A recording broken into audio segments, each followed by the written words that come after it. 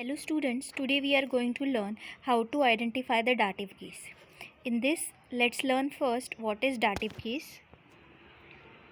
Dative is the case of an indirect object when there are one subject, which is a nominative, and two objects in a sentence. Then the direct object deals with the things, takes accusative, and indirect object deals with a people, takes dative. This is a things. Please excuse for this D. It's G. Example: Ich kaufe meinem Freund das Geschenk. I am purchasing my friend the gift. Now, the verb is kaufe, which is conjugated according to ich. Ich is a subject, nominative case. Now we have to ask the question to verb.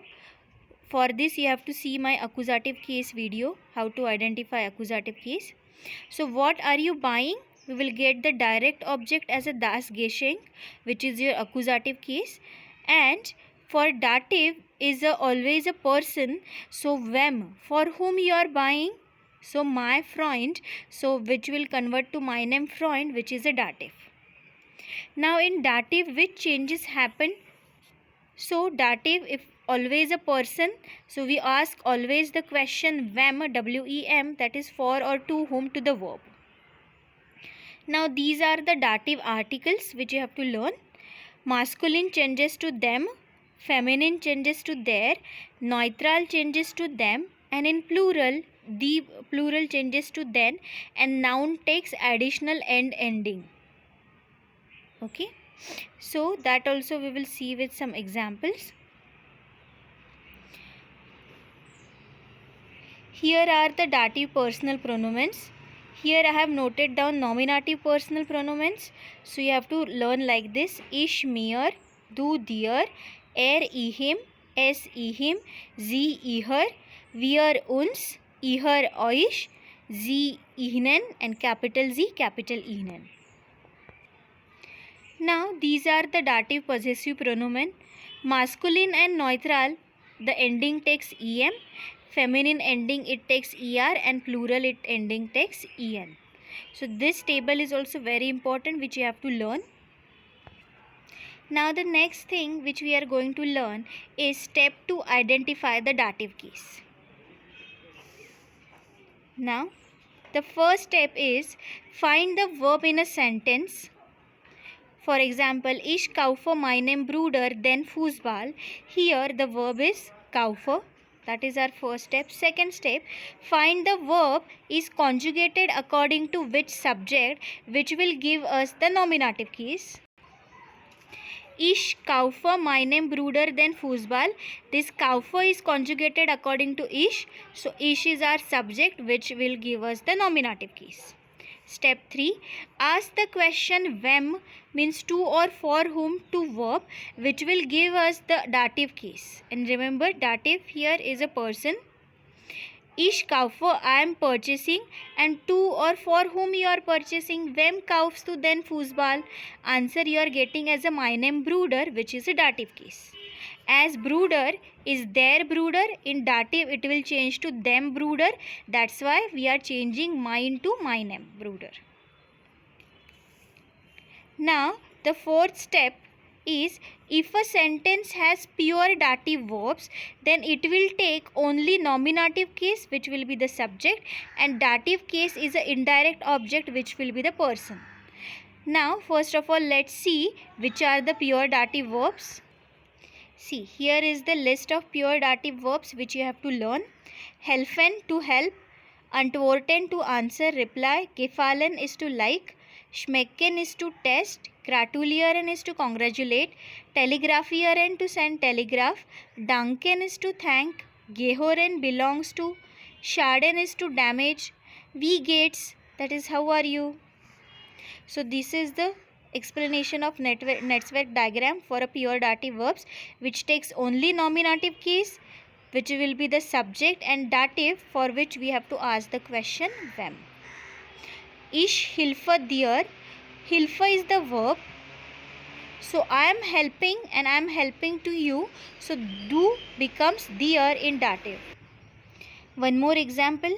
Mir tooth their cough way. My head is paining. So here the verb is tooth way, to pain, which is conjugated according to the cough. The head is paining. So their cough is a subject, and wem tooth their cough way. So whose head is paining? So the answer we will get as a Mir, which is the dative case.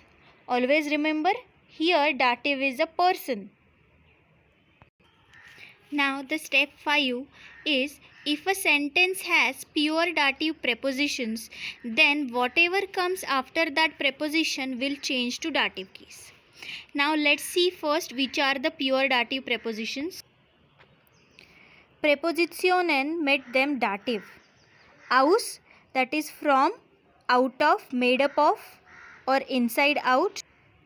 Next is von, von means from, local places or person. Next is nach, to another city, country, adverbs of places or a direction. Next is a nach, again after, we use for a time. Then zu, to person or a local places. And zu, exception is for house and whose. Then mit, with companionship, means of writing or means of traveling. Next is a by, means with, at somebody's place, under the care of or near. Next is seit, means since. And the last one is gegenüber, which means opposite to. So these are the pure dative preposition. This is the short form. You can learn. Herr aus bei nach, Frau von seit zu, mit gegenüber.